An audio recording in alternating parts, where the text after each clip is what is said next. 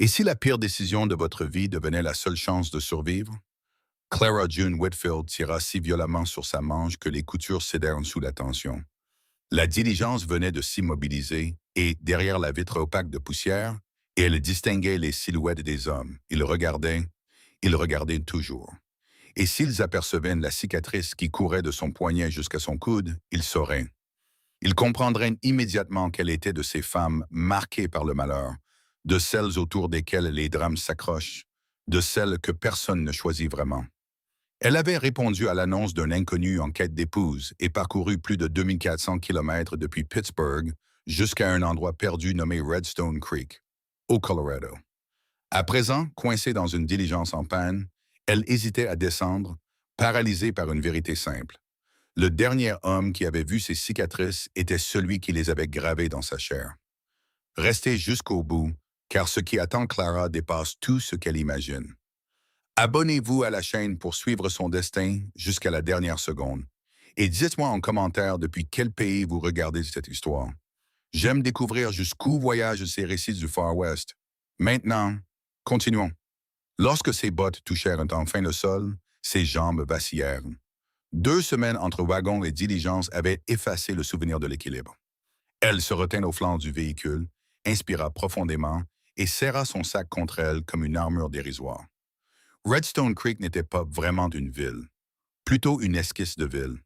Un magasin général à l'enseigne penchée, un saloon d'où s'échappaient quelques notes de piano désaccordées, une église si frêle qu'un vent violent aurait pu l'arracher du sol. 3 chevaux attachés à une rambarde et une poignée d'hommes qui n'avaient rien de mieux à faire que de fixer la nouvelle venue. Descendez de la ligne, mademoiselle, lança le cocher en jetant déjà sa malle depuis le toit. Le coffre heurta la terre sèche dans un fracas brutal et Clara sursauta malgré elle. Elle détestait encore ce réflexe incontrôlé. Près du saloon, des voix basses, des rires étouffés. L'un d'eux éclata franchement. Clara releva le menton, comme sa mère autrefois, avant que la vie ne lui retire jusqu'à cette dignité. C'est vous, la mariée par correspondance?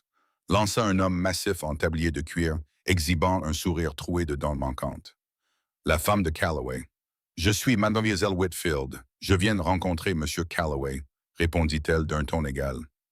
Il sait ce qu'il attend, ricana l'homme, déclenchant une nouvelle vague d'hilarité. Clara se tut. Elle avait appris depuis longtemps que le silence protégeait mieux que les mots. Les mots se tordent entre les mains de ceux qui veulent les blesser. Ça suffit, Harlan. La voix venait du côté du bâtiment, calme mais profonde. Elle se retourna. Josiah Calloway n'était pas l'homme qu'elle avait imaginé. Elle s'attendait à une carrure imposante, à une rudesse tapageuse. À la place, elle découvrit un homme mince, presque trop, aux tempes grisonnantes et aux yeux bruns chargés d'ombres anciennes. Il boitait légèrement, traînant la jambe gauche avec une constance discrète. Il s'arrêta à quelques pas, ôta son chapeau et le plaça contre sa poitrine. Mademoiselle Whitfield. Monsieur Calloway, son regard se posa sur elle sans la mesurer ni la juger. Il semblait chercher à déchiffrer quelque chose, comme une langue étrangère qu'il comprenait à moitié. Avez-vous faim? Demanda-t-il simplement. De toutes les confrontations qu'elle avait imaginées, celle-ci ne figurait pas sur la liste. Je pourrais manger un chariot entier. Il nous reste 3 heures de lumière, assez pour rentrer avant de la nuit si nous ne tardons pas. Il hissa la malle sur son épaule d'un geste fluide malgré sa boiterie et se mit en marche. Clara le suivit, laissant derrière elle les murmures moqueurs. Elle avait entendu pire. Le chariot était ancien mais propre. Une couverture pliée recouvrait la banquette. À l'arrière, un chien bâtard gris, à l'oreille déchirée et au regard patient, remua doucement la queue en la voyant. Il s'appelle Sargent, dit Jed. Il mord rarement. Sargent, répéta-t-elle avec une esquisse de sourire. Une vieille habitude. Il lui tendit la main pour l'aider à monter. Sa prise était ferme mais attentive. Elle sentit les callosités, les cicatrices anciennes, la force contenue. Lorsque sa manche glissa et laissa apparaître le bord de la cicatrice, elle retira brusquement son bras et perdit presque l'équilibre. Jed la rattrapa par le coude, sans un mot, sans une question. Doucement, prenez votre temps. Ils quittèrent la ville en silence. La route longeait un ruisseau avant de grimper vers des terres ouvertes qui donnaient à Clara l'impression d'avoir franchi la limite du monde connu. Elle garda les mains jointes, son bras gauche serré contre elle. Le voyage a été long, demanda-t-il après un moment. Oui, Pittsburgh est loin, très loin. Tout y est différent. Elle contempla les montagnes dressées de part et d'autre. Le ciel était immense, presque écrasant. À Pittsburgh, il n'était qu'une bande grise entre les immeubles noircis par la suie. Monsieur Calloway, je dois vous dire quelque chose avant d'aller plus loin. Ses mains restèrent stables sur les rênes. Je vous écoute. Dans votre annonce, vous cherchez une femme travailleuse, prête à bâtir un foyer, à affronter une vie rude. Je suis cela, mais je ne suis pas entière. Pas comme la plupart des hommes l'espèrent. Il resta silencieux. À l'arrière, ce Jean posa son museau sur ses pattes. Aucun de nous n'est entier, mademoiselle Whitfield. Certains reviennent de Gettysburg avec une jambe tenue par la prière et la colère. Après juillet 63, on cesse d'attendre la perfection des autres. Il guida les chevaux autour d'un passage difficile. Ce que vous portez en vous, vous n'êtes pas obligé de me le montrer. Ni aujourd'hui, ni demain, ni jamais. Je ne vous ai pas fait venir pour vous examiner comme du bétail. Ces mots atteignirent un endroit en elle qu'elle croyait mort. Alors pourquoi m'avoir fait venir? Parce que j'avais besoin de quelqu'un, pas seulement pour cuisiner ou nettoyer. Je sais mal le faire, mais je sais me débrouiller. J'avais besoin de partager le silence, de faire de cette cabane autre chose que quatre murs. Juste de la présence. Sa mâchoire se contracta légèrement. Il y a aussi d'autres choses, des fardeaux que je ne peux porter seul. Mais nous en parlerons après le dîner et une nuit de repos. Inutile de tout déposer sur vos épaules maintenant. Clara observa son profil, la ligne ferme de sa mâchoire, cette façon de plisser les yeux comme s'ils scrutaient toujours l'horizon, même lorsque le soleil était derrière eux. Et sans qu'elle le sache encore, ce voyage vers une simple cabane au pied des montagnes allait devenir le début d'une histoire que Redstone Creek n'oublierait jamais. Si vous voulez découvrir ce qui attend Clara dans ce coin oublié du Colorado, abonnez-vous dès maintenant et activez la cloche. Et surtout, écrivez en commentaire. Depuis quel pays regardez-vous cette histoire? Peut-être que votre message apparaîtra dans le prochain épisode. La boiterie qu'elle avait remarquée semblait s'aggraver au fur et à mesure que le trajet avançait. À deux reprises, il changea de position et une fois, elle vit sa main se poser brièvement sur sa cuisse gauche, appuyant sur une vieille blessure qui s'y trouvait. « Ça fait mal ?» demanda-t-elle avant de pouvoir s'en empêcher. La plupart du temps, il ne lui demandait pas comment elle savait. L'hiver est rude et froid par ici. Je me déplace comme un vieillard. Tu n'es pas vieux. 38 ans, j'en ai 60 certains matins. Un soupçon de sourire traversa son visage. Toi, 25 ans, tu es jeune pour répondre à des annonces de vente par correspondance. Assez âgé pour connaître mes options, dit-elle d'un ton neutre. Factuel, pas d'apitoiement sur soi-même. Elle avait épuisé son apitoiement sur soi-même il y a des années, la pension où je travaillais ferme. Le propriétaire est sport. Son fils veut transformer le bâtiment en bar. 11 femmes se sont retrouvées à la rue avec un préavis de 2 semaines. La plupart avaient une famille où aller. Passe-toi, ma mère est morte, mon père est mort, mon beau-père est vivant. Mais je préfère dormir dans la rue plutôt que de retourner chez lui. Quelque chose changea dans l'expression de Jed, un resserrement autour des yeux qu'elle reconnut. Il avait entendu ce qu'elle n'avait pas dit, la violence sous-entendue dans ses mots prudents. « Tu n'auras pas besoin de dormir dans la rue, dit-il doucement. Quoi qu'il arrive, tu as un toit et une porte qui se verrouillent de l'intérieur. Une porte qui se verrouille de l'intérieur. Une chose si insignifiante. Une chose si importante. » Ils arrivèrent à la cabane alors que le soleil touchait les montagnes. Jed descendit le premier, puis contourna la cabane pour venir à sa hauteur. Cette fois, lorsqu'il lui tendit la main, elle la prit sans hésiter. « Ou presque. Je vais te montrer l'intérieur, dit-il. Ensuite, je dois m'occuper des chevaux et vérifier le bétail. » La cabane était plus grande qu'elle ne l'avait imaginé. 2 pièces et une mezzanine solidement construite, avec des joints bien ajustés et des fenêtres qui fermaient correctement. La pièce principale était équipée d'un poêle à bois, d'une table avec 2 chaises, d'étagères avec de la vaisselle et des conserves. Tout était propre, mais dépouillé. Pas de rideaux, pas de tableau, pas de douceur nulle part. À travers une porte, elle pouvait voir une chambre avec un lit recouvert d'une couette. À travers l'autre, une pièce étroite avec un lit de camp. La chambre est à toi, dit Jed en posant son sac de voyage près de la porte. Je prendrai la petite pièce. Monsieur Calloway, Jed, et ce n'est pas négociable. Tu prends la chambre avec la porte qui se verrouille. Et voilà encore, ce qu'il comprenait sans qu'on ait besoin de le lui dire. Il y a du ragoût sur le poêle, encore chaud, du pain dans la boîte. Ce n'est pas du bon pain, mais c'est du pain. Je serai dehors. Après son départ, Clara resta debout au milieu de la cabane, respirant. L'air sentait le pain, la fumée de bois et quelque chose d'indéfinissable, de propre. Elle se dirigea vers la porte de la chambre, trouva le loquet en fer, le fit glisser pour fermer la porte, l'ouvrit, puis la referma. Une porte qui se verrouillait de l'intérieur. Elle appuya son front contre le bois rugueux et ne pleura pas, car elle avait cessé de pleurer depuis longtemps, mais quelque chose dans sa poitrine se relâcha d'un cran. Elle défit lentement ses valises, 2 robes de rechange, toutes 2 à manches longues, son nécessaire à couture, une Bible avec le nom de sa mère inscrit à l'intérieur de la couverture. Un petit pot de savon pour la cicatrice qui la faisait souffrir par temps sec et, au fond du sac, enveloppé dans un tissu, le contrat de mariage. Elle l'étala sur le lit et le relut, même si elle le connaissait par cœur. Les termes étaient clairs. Elle serait son épouse et son aide. Il lui fournirait un toit, de la nourriture et une protection. Chacune des parties pouvait rompre l'accord dans les 6 mois si le mariage s'avérait inadapté. Sa signature au bas du document était grande et délibérée. Les lettres étaient formées avec la pression prudente d'un homme qui n'avait pas l'habitude de tenir un stylo. Elle entendit Jed revenir pendant qu'elle réchauffait le ragoût. Il regardait vers le bassin près de la porte, les manches retroussées, et elle vit des cicatrices sur ses avant-bras, différentes des siennes. Des éclats d'obus peut-être, ou des barbelés. Le genre de cicatrices que les hommes reçoivent du monde qui les repousse, et non des personnes qui sont censées les aimer. Ils mangèrent dans un silence qui n'était pas inconfortable. Le ragoût était meilleur qu'elle ne l'avait espéré. Le pain était pire. Il a vu son expression lorsqu'elle a pris la première bouchée, et quelque chose a vacillé sur son visage.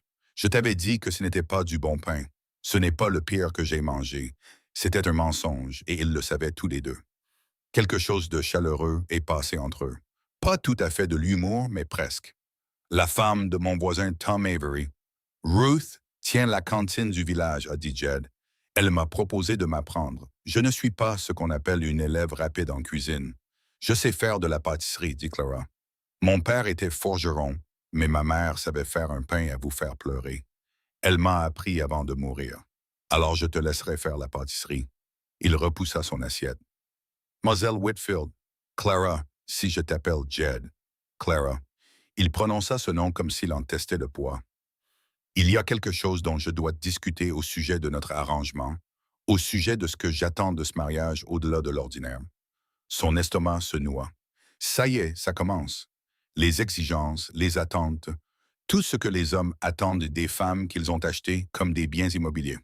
Je t'écoute. Il fouilla dans la poche de sa chemise et en sortit un papier plié qu'il posa sur la table entre eux. Cela est arrivé le mois dernier du bureau foncier. Tom me l'a lu et s'est arrêté. Clara observa son visage, la couleur qui montait au-dessus de son col, la façon dont ses yeux se baissèrent vers la table, la façon dont ses mains, qui avaient été fermes toute la journée, ne savaient soudain plus où aller. « Tom te l'a lu », répéta-t-elle prudemment. Je ne sais pas lire. Les mots sortirent difficilement, comme s'ils avaient été enfermés derrière ses dents pendant des années. Je ne sais pas écrire non plus. Je ne sais écrire que mon nom. Et ça m'a pris 3 ans pour l'apprendre correctement. Il ne la regardait toujours pas. Mon père m'a retiré de l'école à 7 ans pour que je travaille à la ferme. Il disait que la lecture était réservée aux prédicateurs et aux politiciens. Puis la guerre est arrivée et après ça, après ça, je me suis pas trop soucié des mots sur le papier. Clara resta immobile. De toutes les confessions auxquelles elle s'était préparée, celle-ci n'en faisait pas partie. La publicité, dit-elle, vos lettres, hein? Tom les a écrites et m'a lu les vôtres. Chaque mot. Il leva alors les yeux et elle le vit.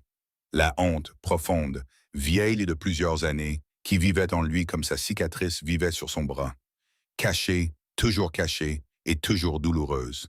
J'ai construit cette cabane de mes propres mains.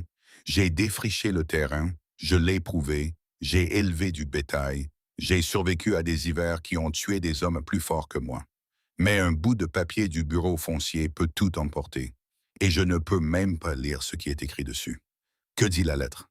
Tom dit que c'est à propos de ma demande de concession.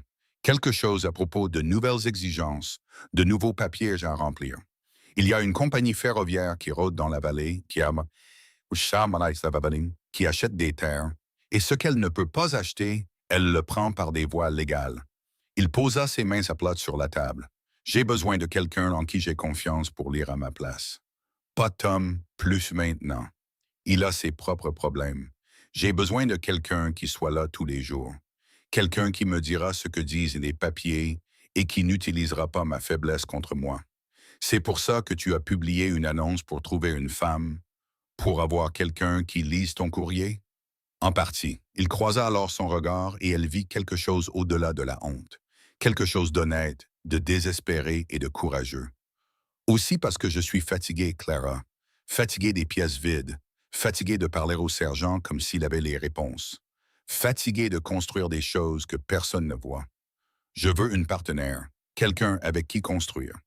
Et si Dieu daigne nous bénir un jour avec des enfants, je veux qu'ils sachent lire.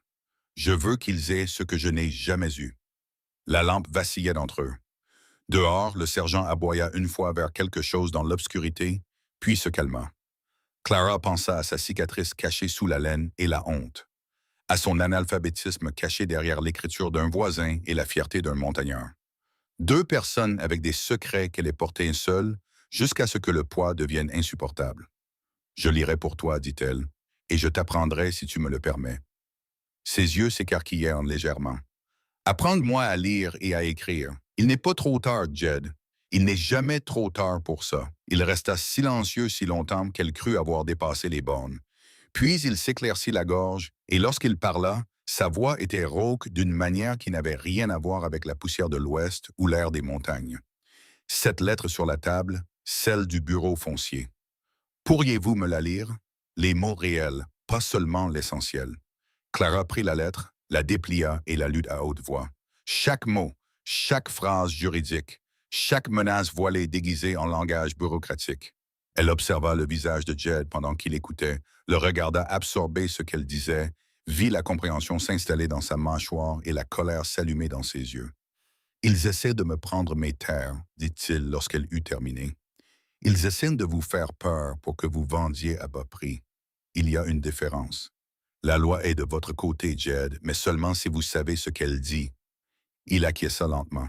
Puis il se leva, se dirigea vers la cuisinière et leur servit une autre tasse de café. Lorsqu'il posa sa tasse, sa main reposa sur la table près de la sienne.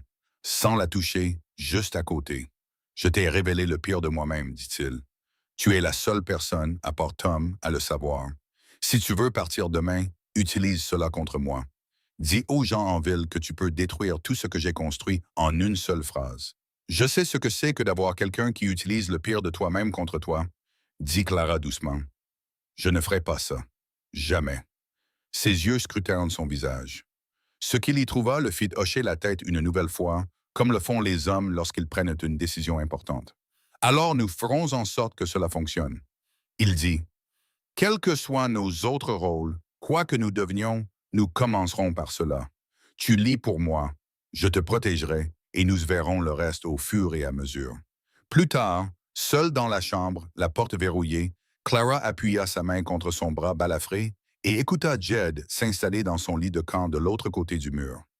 Elle l'entendit bouger, entendit les cordes qui soutenaient son lit grincer, entendit sa respiration ralentir, puis s'accélérer, puis s'arrêter.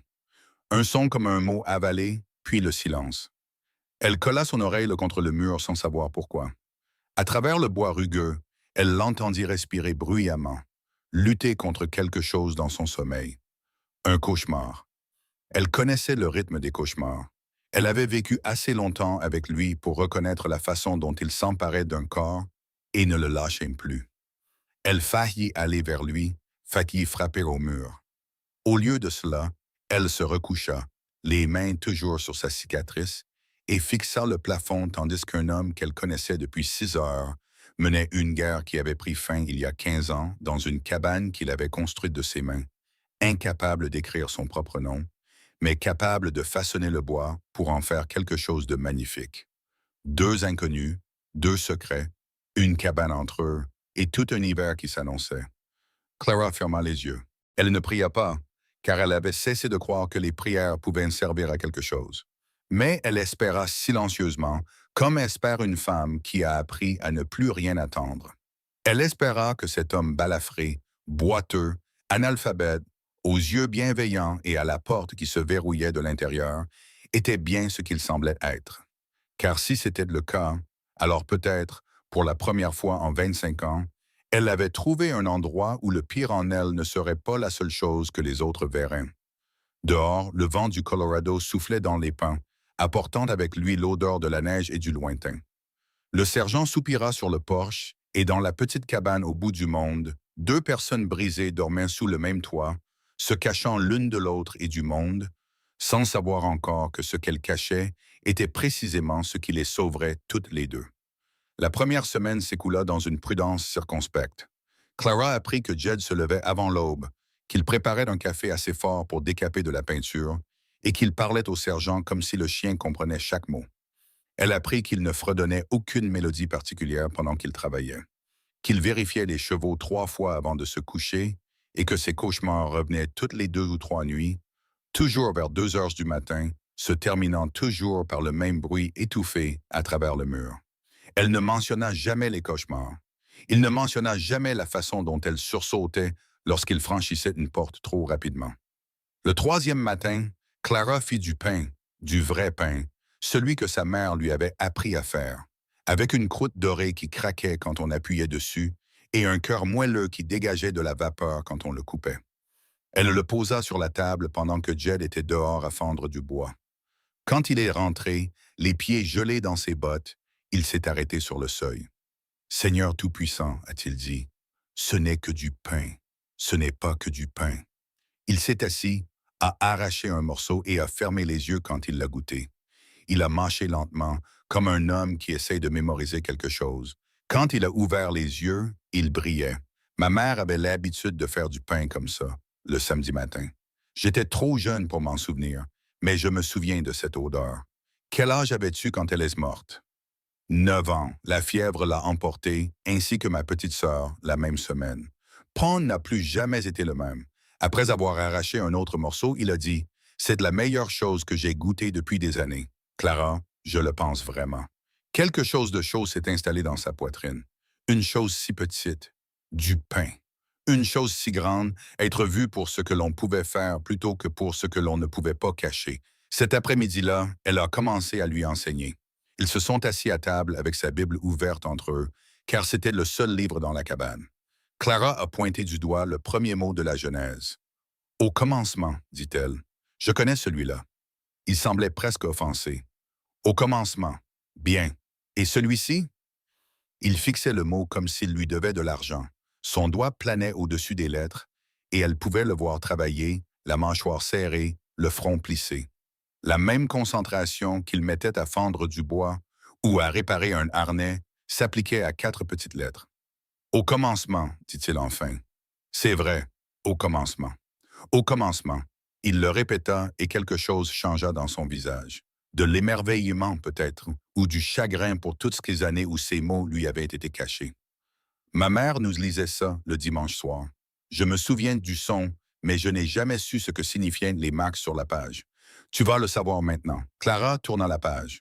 On va y aller doucement. Pas de précipitation. J'apprends vite avec mes mains. Pas tellement avec ça. Il tapota sa tempe. Tes mains apprennent en faisant. Ton esprit apprendra de la même manière. Répétition, pratique, patience. Il la regarda et elle vit la question qu'il avait peur de poser. Tu penses qu'un homme de mon âge peut vraiment apprendre? Je pense qu'un homme qui a construit cette cabane à partir de bois brut et qui a survécu à Gettysburg peut apprendre tout ce qu'il décide d'apprendre. Ils ont travaillé pendant 1 heure ce premier jour. Jed progressait lentement. Sa frustration était visible dans la façon dont il serrait les mâchoires et serrait les poings sur la table. Mais il n'a pas abandonné. Lorsqu'il a finalement fermé la Bible, il avait appris 12 mots à vue et pouvait en prononcer 3 autres. « Demain à la même heure » demanda Clara. « Si tu as la patience. »« Je n'ai rien d'autre que de la patience et de la farine, Jed. Nous ferons bon usage des deux. » Le coin de sa bouche trembla. Ce n'était pas tout à fait un sourire, mais c'était ce qui s'en rapprochait le plus. Ils trouvèrent leur rythme. Les matins étaient consacrés au travail. Jed s'occupait du bétail et du bois à l'extérieur. Clara s'occupait de la cabane, du poêle, des tâches sans fin du ménage à la frontière. L'après-midi, quand le temps le permettait, ils s'asseyaient à table avec la Bible, puis plus tard avec un abécédaire que la femme de Tom Overy avait envoyé, prétendant qu'il était destiné à ses propres enfants, qui avaient depuis longtemps grandi. Jed apprenait comme il faisait tout, avec une détermination obstinée et silencieuse. Il traçait des lettres sur la table avec son doigt pendant le dîner, articulant les mots alors qu'il pensait que Clara ne le regardait pas. Elle le regardait toujours. « Tu me fixes, dit-il un soir sans lever les yeux du livre. Tu bouges les lèvres quand tu lis. Ça m'aide à entendre, je sais. » Ma mère faisait de la même chose. Il leva les yeux. Elle ne savait pas lire non plus. Elle le savait, mais elle était arrivée de Pologne à l'âge de 12 ans et l'anglais était sa deuxième langue. Elle disait toujours que les mots avaient un goût différent lorsqu'elle les prononçait à voix haute. Clara posa son ouvrage. « Elle t'aurait aimé, Jed. Pourquoi cela? » Elle admirait les hommes qui travaillaient de leurs mains et n'étaient pas trop fiers pour admettre ce qu'ils ne savaient pas. Il resta silencieux pendant un moment. Puis, il se replongea dans son abécédaire, mais elle remarqua que ses épaules se détendaient, comme si un poids venait de lui être enlevé. Le dimanche, ils se rendirent en ville pour aller à l'église.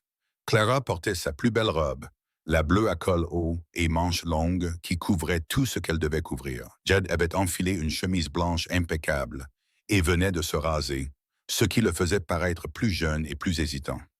Le révérend Abel Dawson se tenait à la porte de la petite église, un homme mince aux yeux bienveillants derrière des lunettes à monture métallique. « Jed, et voici sans doute Mademoiselle Whitfield. Nous étions impatients de vous rencontrer. Madame Calloway,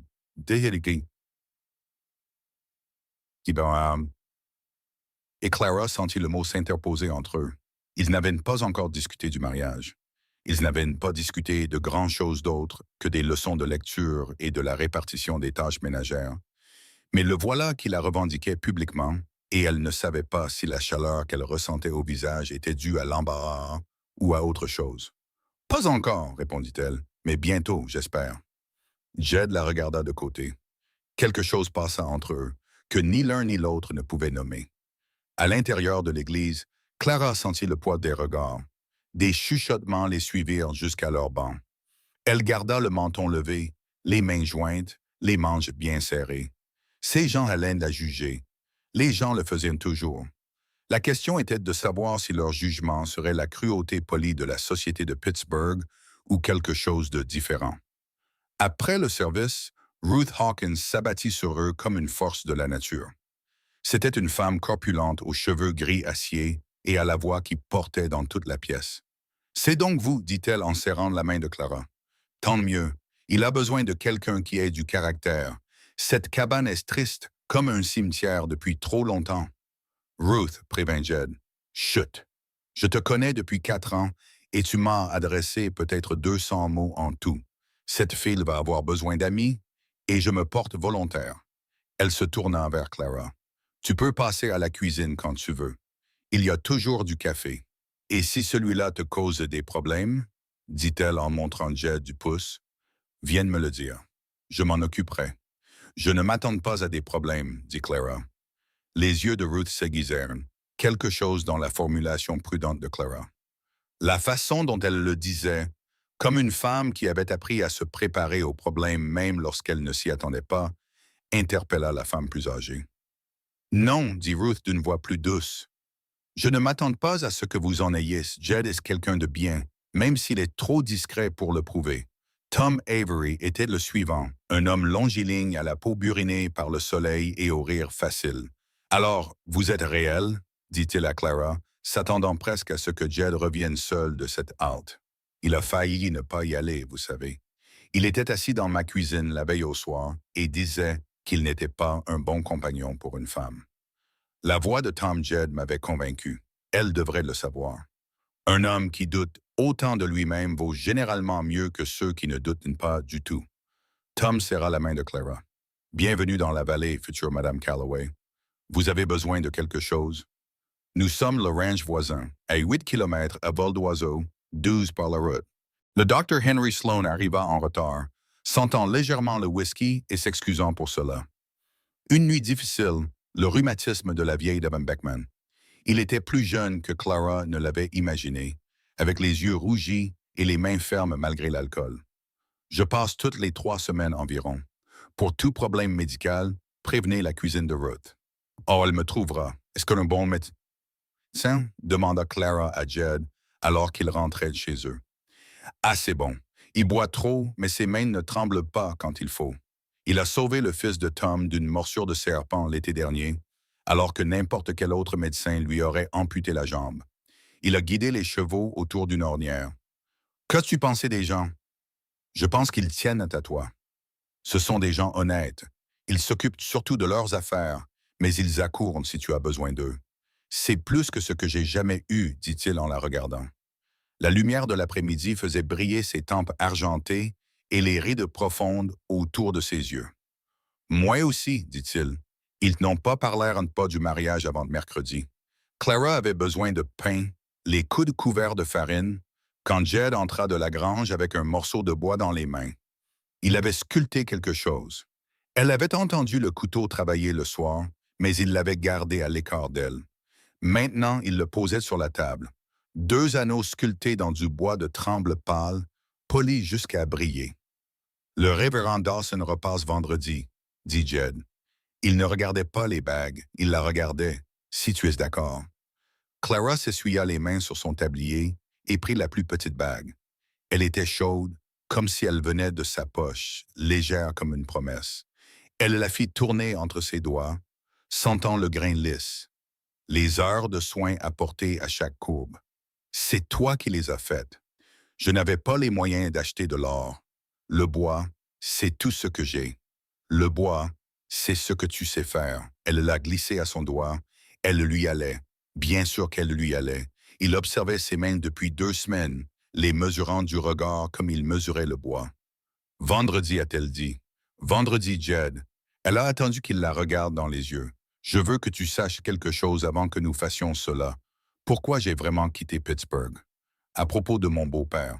Son visage devint très immobile. Tu n'es pas obligé. Je le suis, car si nous nous marions, tu dois savoir quel genre de femme tu épouses. Elle retroussa lentement et délibérément sa manche gauche, pour la première fois devant quelqu'un depuis le médecin de la pension qui avait soigné ses brûlures 7 ans auparavant. La cicatrice s'étendait de son poignet à son coude, plissée et brillante. La peau était tendue d'une manière qui ne s'adoucirait jamais. Les yeux de Jed passèrent de la cicatrice à son visage. Il ne recula pas. Il ne détourna pas le regard. Il ne lui offrit pas sa pitié, ce qui aurait été pire. C'est lui qui a fait ça, dit Jed. Ce n'était pas une question. Il m'a poussé dans le poêle quand j'avais 18 ans. J'ai essayé de l'empêcher de frapper ma mère. Il a dit que je devais apprendre à rester à ma place. Sa voix était calme. Elle avait pratiqué ce calme pendant des années.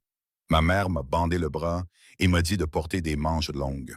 Elle disait que si quelqu'un le découvrait, on m'emmènerait loin d'elle. Et alors, qui la protégerait? L'avez-vous fait? Je suis resté 2 mois de plus jusqu'à ce qu'il lui casse le bras et qu'elle refuse toujours de partir. Puis je suis parti sans rien d'autre que les vêtements que je portais, et je ne suis jamais revenu. Elle a baissé sa manche. Elle est morte l'hiver suivant. Une pneumonie, selon le voisin. Mais je sais que c'était lui. Peut-être pas ses mains sur sa gorge, mais ses mains tout de même. Jed tendit le bras par-dessus la table. Ses doigts planèrent au-dessus de son bras couvert. « Je peux. » Elle acquiesça.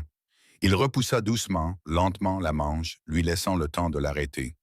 Son pouce suivit le tracé de la cicatrice, légère comme une plume.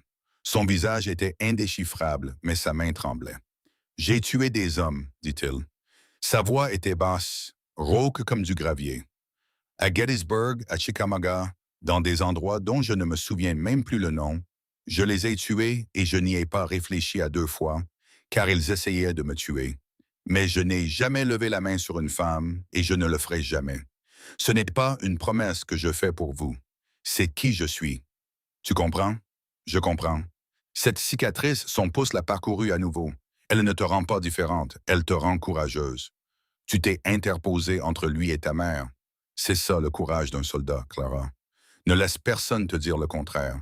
Elle ne pleura pas. Elle avait brûlé ses larmes comme elle avait brûlé son apitoiement sur elle-même des années auparavant, et complètement. Mais quelque chose se brisa dans sa poitrine, quelque chose qui était resté scellé depuis la nuit où elle avait quitté la maison de son beau-père. Et pour la première fois en 7 ans, l'air atteignit la blessure sous la blessure. Vendredi, répéta-t-elle, vendredi. Sa main était toujours sur son bras, chaude et attentionnée, couvrant la cicatrice comme un bouclier. Le mariage fut intime. Le révérend Dawson célébra la cérémonie dans la cabane, car Clara ne voulait pas que toute la ville soit là pour regarder. Tom et Ruth étaient les témoins. Sargent était assis près de la porte, battant la queue. Jed portait sa chemise blanche et son pantalon foncé.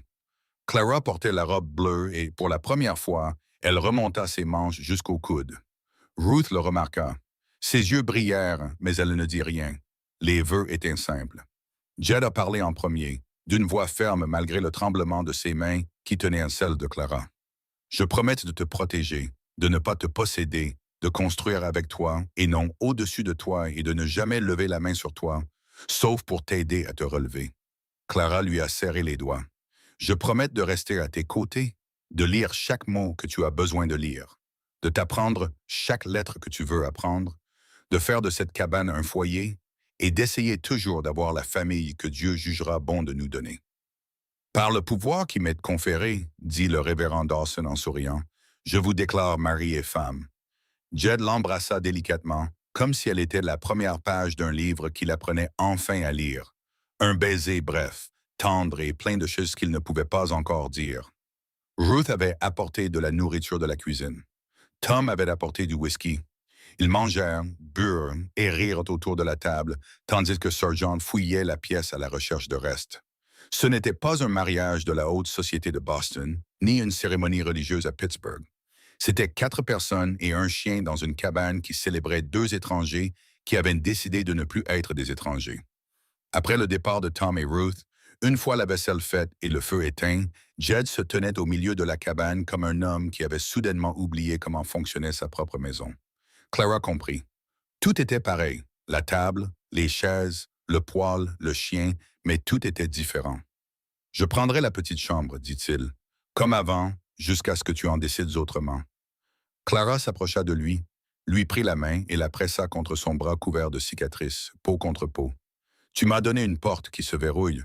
Tu as tracé ma pire cicatrice et tu m'as traitée de courageuse. Tu m'as sculpté une bague dans un morceau d'arbre parce que tu ne pouvais pas te permettre de l'or. Elle porta sa main à ses lèvres et embrassa ses jointures. Je n'ai pas peur de toi, Jed Calloway. Je ne sais pas encore si je suis prête pour tout, mais je suis prête à dormir dans la même chambre que mon mari. Il retint son souffle. Clara, emmène-moi au lit, pas pour autre chose que dormir. Ne me laisse pas passer ma nuit de noces seule. Ils s'allongèrent ensemble dans le noir, tout habillés, elle adossée à sa poitrine, son bras délicatement posé sur sa taille. À travers la fenêtre, les étoiles brillaient, froides et lumineuses. Les ongles du sergent cliquetaient sur le sol alors qu'il s'installait près de la porte. Jed H. La lettre du bureau foncier, la compagnie ferroviaire. Qu'est-ce que tu vas faire? Son bras se resserra légèrement autour d'elle. Me battre. Cette terre est à moi. Je l'ai défrichée, construite. J'ai versé mon sang pour elle. Aucun cheminot en costume de ville ne va me la prendre avec un bout de papier que je ne sais pas lire. Tu peux lire de plus en plus chaque jour. Pas assez vite. Tom dit qu'ils ont déjà racheté 2 propriétés au sud d'ici. La veuve Granger a vendu pour quelques centimes parce qu'elle n'avait pas les moyens de payer un avocat pour lui dire que l'offre était un vol. Alors nous apprendrons plus vite. Elle entrelaça ses doigts avec les siens et nous lirons chaque document qu'ils nous enverront, chaque mot. Ils ne nous prendront pas au dépourvu, Jed. Il enfouit son visage dans ses cheveux. Je n'aurais jamais pensé dire cela à quelqu'un d'autre. Mais je suis contente de ne pas savoir lire. Pas lire. Pourquoi donc? Parce que si je le pouvais, je n'aurais jamais passé cette annonce et tu serais toujours à Pittsburgh à coudre des robes dans une pension et je continuerais à parler à un chien qui ne peut pas me répondre. Le sergent répond. Le vocabulaire du sergent est limité. Sa poitrine tremblait d'un rire silencieux. Dors, Clara. La journée sera longue demain. Les journées sont toujours longues ici. Elle ferma les yeux. Son cœur battait régulièrement contre son dos, lent et régulier comme une horloge, comptant les heures d'une nouvelle vie. Son bras lui faisait mal là où la cicatrice se tendait dans l'air sec de la montagne, mais sa main reposait dessus, chaude comme du pu, et pour la première fois en 7 ans, la douleur ressemblait moins à une douleur qu'à un souvenir. Demain, il y aurait des tâches ménagères, des leçons de lecture et l'ombre d'une compagnie ferroviaire qui se rapprochait. Demain, elle ferait du pain, il couperait du bois, et ils tourneraient l'un autour de l'autre dans la danse prudente de deux personnes qui apprennent à ne plus avoir peur. Mais ce soir, ils étaient mariés. Ce soir, la porte était verrouillée de l'intérieur et personne ne pouvait entrer pour leur faire du mal. Ce soir, cela suffisait. L'hiver s'abattit sur Redstone Creek comme un marteau sur une enclume. Les routes furent d'abord fermées, puis le ruisseau gela. Le monde se réduisit alors à la cabane, à la grange et aux 50 mètres de neige piétinée qui les séparaient. Clara n'avait jamais connu un froid pareil. Un froid qui s'insinuait à travers les murs de rondins et s'installait dans vos os comme un locataire qui refusait de partir. Mais à l'intérieur, quelque chose de chaud grandissait. Jed savait lire 30 mots à Noël. Au Nouvel An, il prononçait des phrases tirées du livre d'apprentissage, son doigt se déplaçant sous chaque mot, ses lèvres bougeant, son front plissé par la concentration, ce qui le faisait paraître 10 ans plus jeune. Clara s'asseyait à côté de lui tous les après-midi, assez près pour que leurs épaules se touchent, le guidant à travers les lettres comme il guidait les chevaux, à travers les terrains accidentés, avec patience et fermeté. Le chat était assis sur le tapis. Jed lut de haute voix un soir de janvier. Il leva les yeux vers elle avec une expression entre la fierté et le dégoût. Je suis un homme adulte qui lit des histoires de chats sur des paillassons. Tout lecteur commence quelque part. J'ai commencé à Gettysburg. Je pense que je pourrais lire quelque chose de plus sanglant. Clara rit et le son les surprit tous les deux. Elle n'avait pas ri ainsi, pleinement et sans retenue, depuis la mort de sa mère. Jed la regarda comme si elle venait d'accomplir un miracle. Refais ça, dit-il. Refais quoi? Rhys, on dirait les cloches d'une église dans un endroit qui n'a pas vu d'église depuis des années. Elle sentit la chaleur lui monter au cou. C'est dangereusement proche de la poésie, Monsieur Calloway. Ne le dites pas à Tom. Il ne me laissera jamais tranquille. Ils étaient maintenant assis plus près l'un de l'autre. Sa main reposait sur la table près de la sienne, leurs petits doigts se touchant presque. La lampe projetait une lumière chaude sur son visage, adoucissant ses traits durs. Et Clara réalisa qu'elle avait cessé de cataloguer ses traits comme ceux d'un étranger et qu'elle commençait à les voir comme familiers. La cicatrice au-dessus de son sourcil gauche. La façon dont sa barbe était plus épaisse du côté droit. La petite ébréchure sur sa dent de devant qui apparaissait lorsqu'il esquissait un sourire. Jed aime. Quand quelqu'un vous a-t-il coupé les cheveux pour la dernière fois? Il passa une main dans ses cheveux, gêné. La femme de Tom m'a coupé les cheveux, il y a environ 4 mois. Pourquoi est-ce que si mauvais? Restez assis. Elle prit ses ciseaux à coudre et un peigne. Il tourna la chaise et s'assit à califourchon dessus, les bras croisés sur le dossier, tandis qu'elle se tenait derrière lui et travaillait. Ses cheveux étaient épais et rêches, parsemés de mèches argentées qui reflétaient la lumière de la lampe. Lorsque ses doigts effleurèrent sa nuque, elle le sentit frissonner. « Vous avez froid? »« Non, madame, je n'ai pas froid. » Elle coupa lentement, avec précaution, comme elle faisait toujours pour les choses importantes. Sa tête était chaude sous ses mains, et elle pouvait sentir la tension dans ses épaules se relâcher progressivement, comme une corde que l'on lâche petit à petit. Lorsqu'elle fit le tour pour couper l'avant, ses yeux étaient fermés. « N'arrêtez pas, murmura-t-il. Personne ne m'a jamais touché avec douceur, et je ne m'en souviens pas. » Les mains de Clara s'immobilisèrent. Les ciseaux restèrent en suspens. Elle réfléchit à ce que cela signifiait.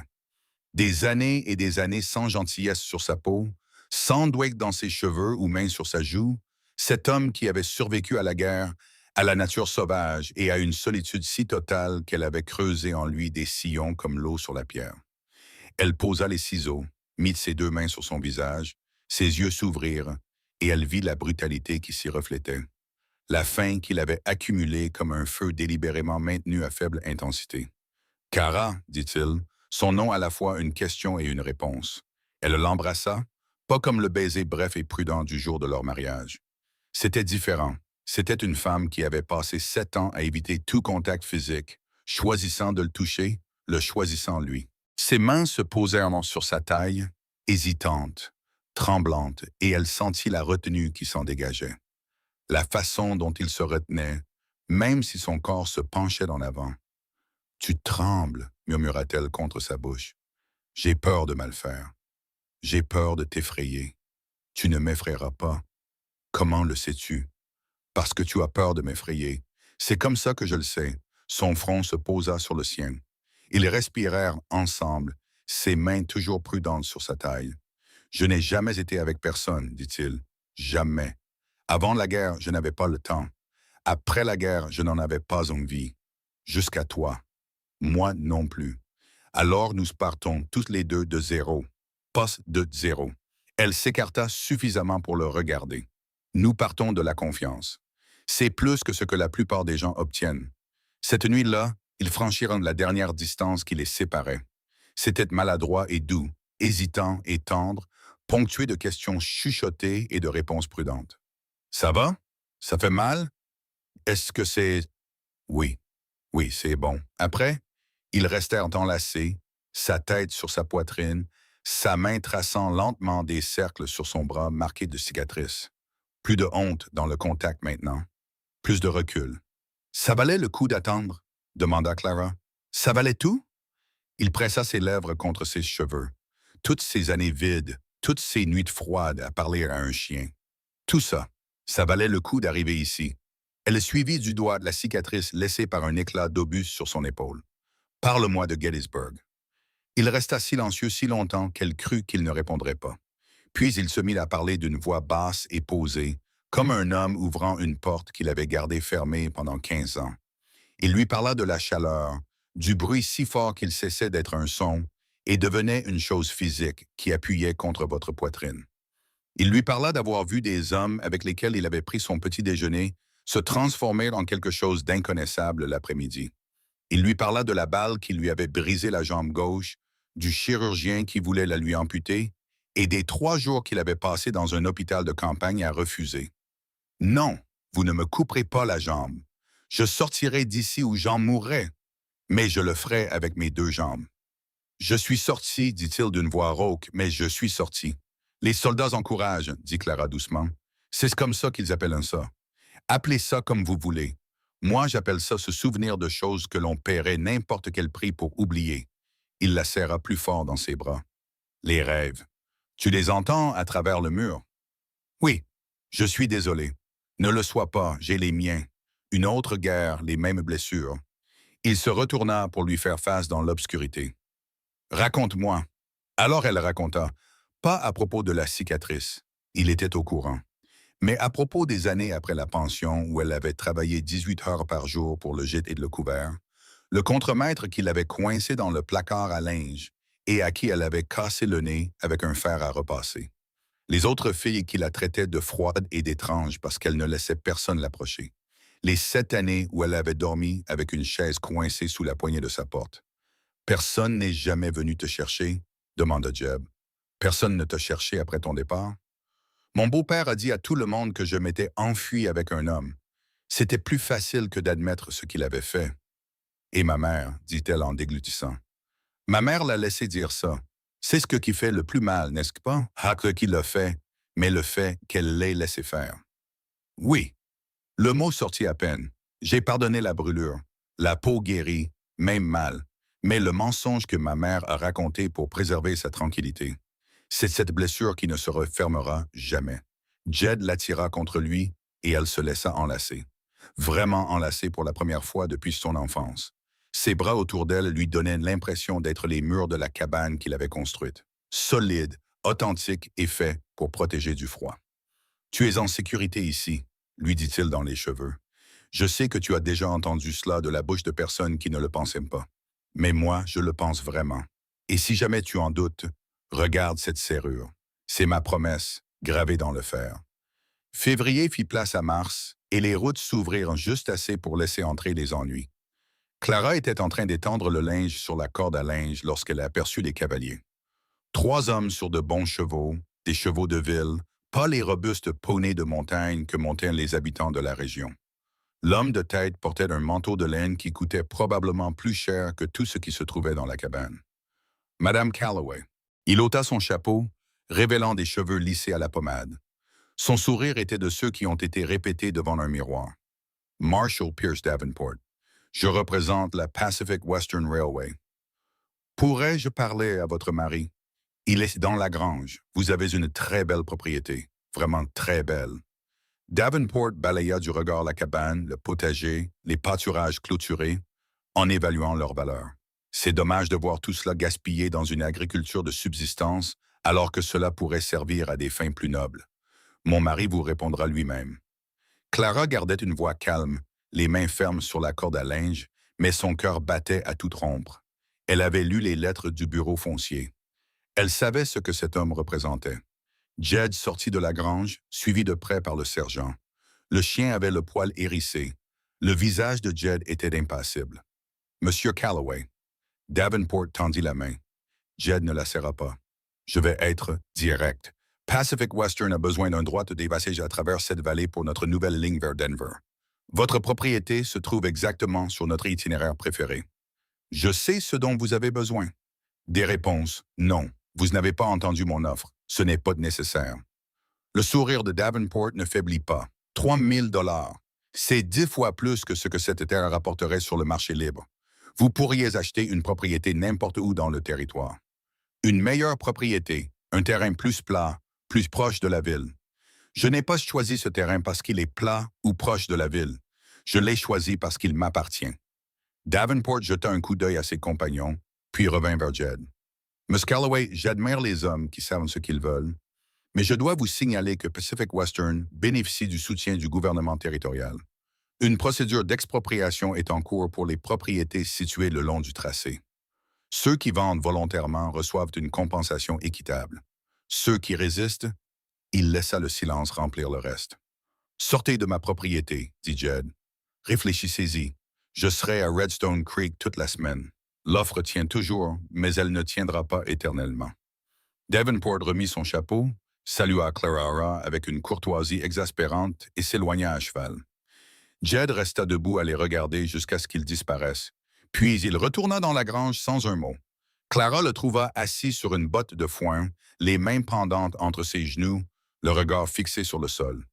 Sergent se blottit contre sa jambe. Ils ne peuvent pas simplement le prendre, dit Clara. Le droit d'expropriation a des limites. La loi exige une procédure équitable. La loi exige des papiers, des documents, des dossiers juridiques, des choses que je ne sais ni lire, ni écrire, ni contester. Sa voix était rauque. Il sait. Clara, d'une manière ou d'une autre, il sait. Il sait ce que je ne sais pas lire. Pas lire. Sinon, pourquoi serait-il venu me voir en premier? Les Avries ont de meilleures terres, plus plates, plus faciles à construire. Mais Tom sait lire. Tom peut engager un avocat. Je suis le maillon faible, celui qu'il pense pouvoir intimider parce que je ne comprends pas ce qu'il me présente. Clara s'agenouilla devant lui et lui prit les mains. Tu peux le comprendre parce que je peux le lire et que je suis ta femme et que ce que je sais, tu le sais. C'est ça le mariage, Jed. Ta faiblesse est ma force. Ma faiblesse est la tienne. Il la regarda, les yeux rougis. Quelle est ta faiblesse? J'ai peur de tout. De chaque bruit fort, de chaque homme étrange, de chaque ombre dans une porte. J'ai peur depuis si longtemps. Je ne me souviens plus de ce que signifie être courageux. Tu as parcouru 400 kilomètres pour épouser un inconnu. Ce n'était pas du courage, c'était du désespoir. Parfois, c'est la même chose. Il lui serra les mains. D'accord, nous nous battons, mais j'ai besoin que tu m'apprennes plus vite, Clara. Je dois être capable de lire tout ce qu'ils envoient. Alors nous commencerons ce soir. Fini de tourner autour du pot. Nous passerons directement au langage juridique. Il sourit presque. Seigneur, aide-moi. Ce soir-là, Clara étala la correspondance du bureau foncier sur la table et commença à enseigner à Jed les mots importants. Propriété, revendication, droit de passage, servitude, compensation. Elle écrivit chacun d'eux sur un morceau de papier séparé et il les étudia comme il avait autrefois étudié les positions ennemies, avec la concentration d'un homme dont la survie dépendait de son apprentissage. Il désigna le mot servitude. Servitude.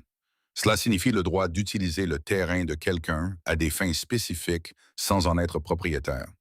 Ils pouvaient donc construire leur chemin de fer sur ma propriété sans l'acheter. Si le tribunal l'accorde, oui, on dit, mais ils doivent prouver l'utilité publique et ils doivent vous indemniser. 3 000 $ pour un terrain que j'ai mis 5 ans à construire. C'est une indemnisation. C'est le point de départ d'une négociation. La loi parle de juste valeur marchande, mais juste est un mot qui signifie différentes choses pour différentes personnes. Il fixait les papiers et elle pouvait voir l'ancien sentiment d'impuissance lutter contre la nouvelle connaissance. Il pouvait peut-être lire un quart des mots maintenant, mais un quart n'était pas suffisant quand votre maison était en jeu. Il y a autre chose, dit Clara avec précaution. Davenport a mentionné le gouvernement territorial. S'ils sont impliqués, il y a peut-être des pressions politiques derrière tout ça. Des pots de vin peut-être, ou des promesses d'emploi et de développement qui incitent les fonctionnaires à fermer les yeux. Tu penses que le juge se rangera du côté de la compagnie ferroviaire? Je pense qu'il faut trouver qui est le juge et s'il a déjà été acheté. Jed la regarda avec une expression nouvelle.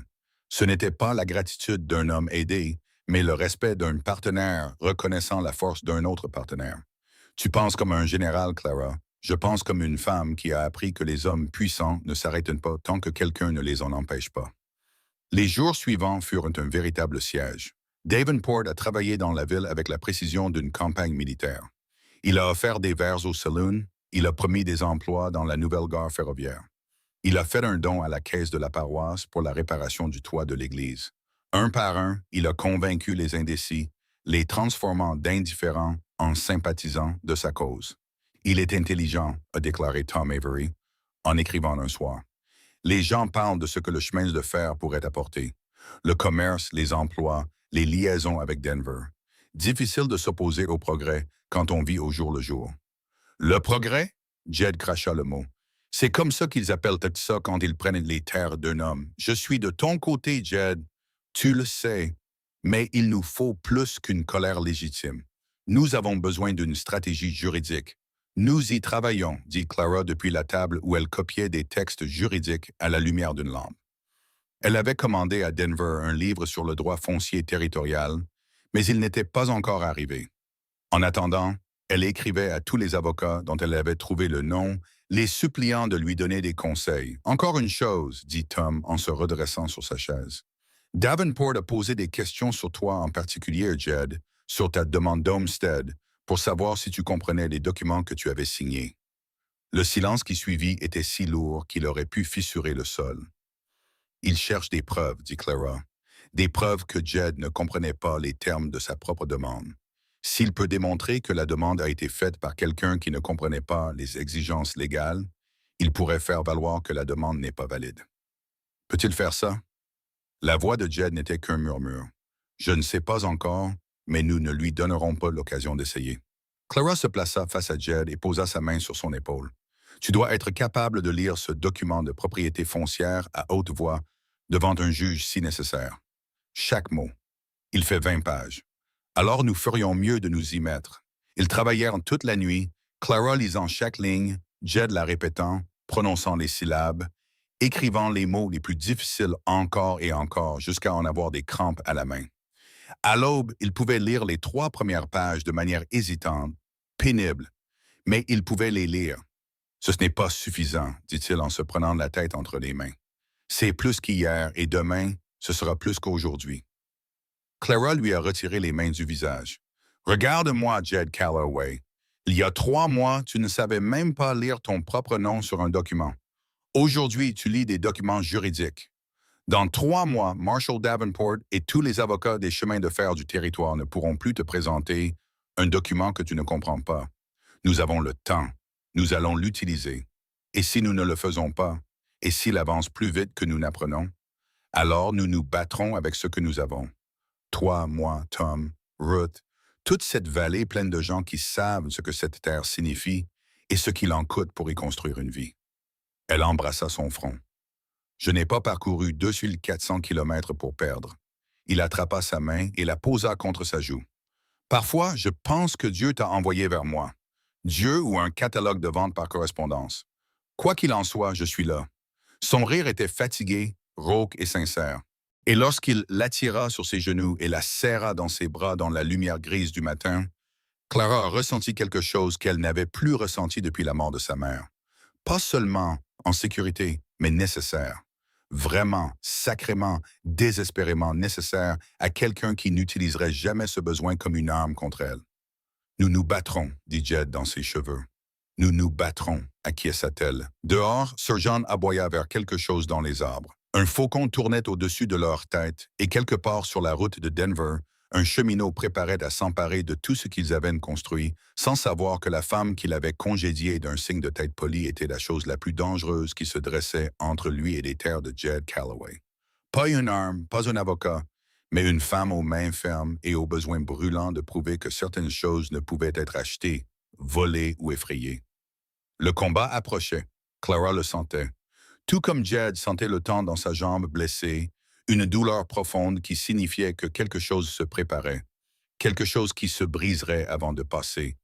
Mais pour l'instant, dans cette cabane, avec les bras de cet homme autour d'elle et la première lumière pâle du matin qui se glissait par les fenêtres, elle était prête. Elle était enfin, farouchement, complètement prête.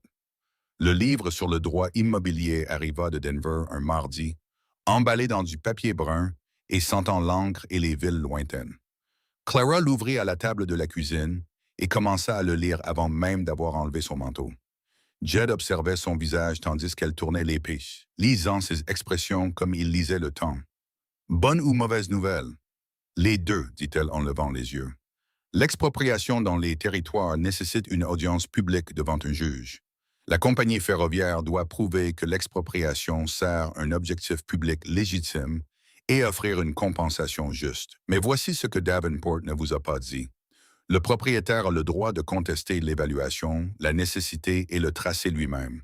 S'il existe un autre tracé qui ne nécessite pas l'expropriation de terrains privés, le tribunal peut rejeter la demande.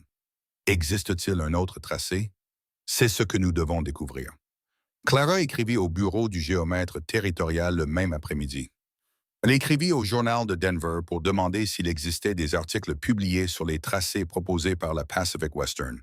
Elle a écrit à 3 avocats, dont 2 n'ont jamais répondu, et un qui lui a répondu qu'il ne représentait pas les colons contre les intérêts ferroviaires parce qu'il tenait à sa carrière. « Nous sommes seuls, a-t-elle dit à Jed.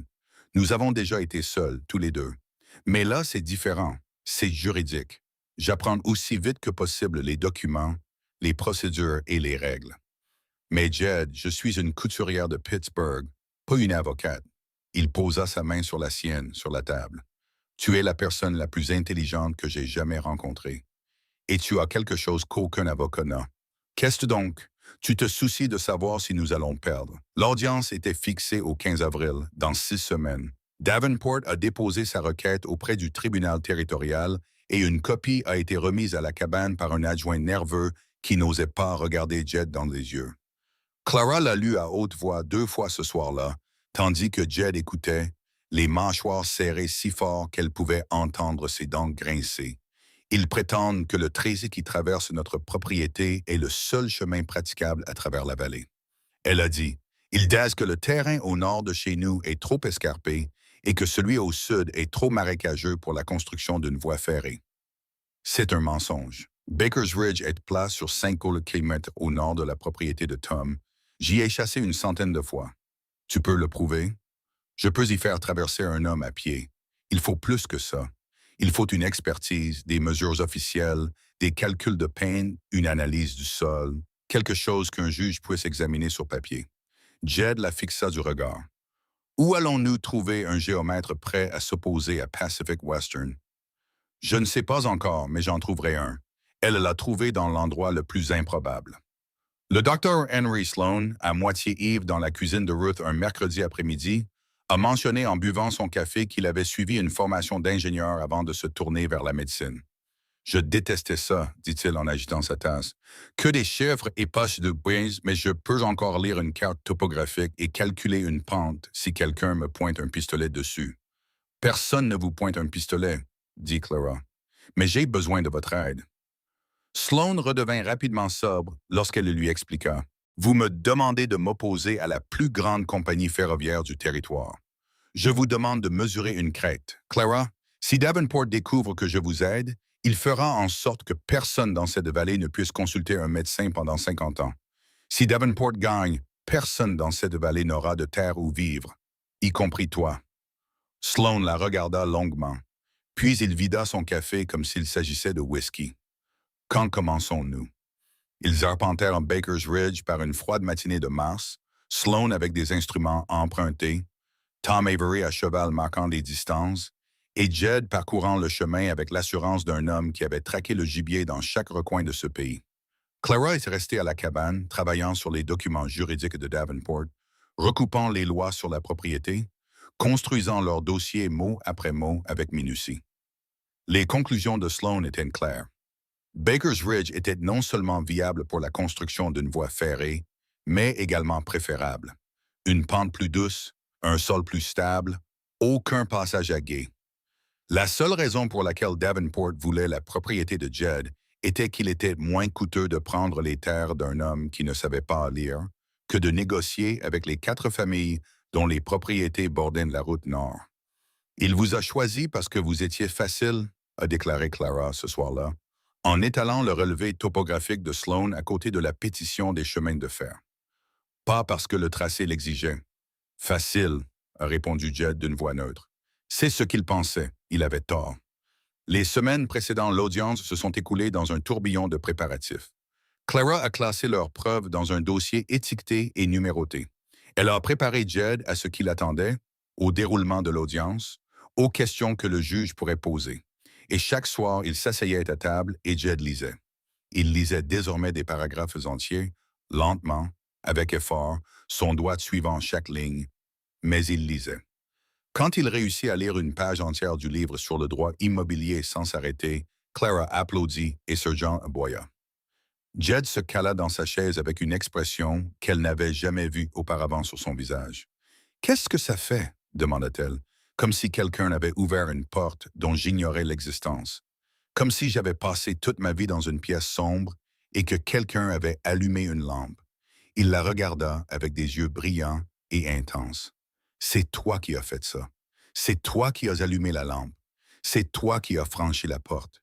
Je t'ai juste montré où elle était. » La veille de l'audience, ils étaient allongés dans leur lit, sans dormir. Jed l'enlaçait et elle pouvait sentir la tension dans chacun de ses muscles. « Et si ça ne suffisait pas, dit-il dans l'obscurité, l'enquête, la loi, tout ça, et si le juge était déjà acheté, alors nous ferons appel. Et si l'appel échoue, nous irons voir le gouverneur territorial. Et si le gouverneur est acheté, nous irons voir les journaux. Nous n'arrêterons pas, Jed. Et si rien de tout cela ne fonctionne, dit-elle en se tournant vers lui, tu me fais confiance? Plus qu'à n'importe qui d'autre. Alors crois-moi quand je te dis ceci. J'ai lu toutes les lois qui s'appliquent à notre situation. J'ai étudié tous les cas que j'ai pu trouver. Et je crois, non pas j'espère, je crois que la loi est de notre côté. La requête de Davenport comporte des lacunes énormes. Son enquête sur les racines est incomplète. Son offre d'indemnisation est inférieure à la valeur marchande. Et son affirmation selon laquelle il n'existe pas d'autre itinéraire est un mensonge démontrable. On dirait un avocat. Je parle comme une femme qui ne laissera pas un cheminot en costume chic lui prendre sa maison. Elle l'embrassa. Notre maison. Il la serra plus fort dans ses bras. « Clara, quoi qu'il arrive demain, je veux que tu saches quelque chose. » « Quoi? » Quand j'ai mis cette annonce dans le journal, je cherchais quelqu'un pour lire mon courrier. C'est tout ce dont je pensais avoir besoin. Je ne savais pas que j'avais besoin de tout le reste. Je ne savais pas qu'une personne pouvait avoir autant besoin de quelque chose sans le savoir avant de l'avoir. Sa voix s'est brisée sur le dernier mot. Si nous perdons le terrain demain, je n'aurai pas tout perdu. Plus maintenant, tu comprends? Je comprends. Elle pressa son visage contre sa poitrine.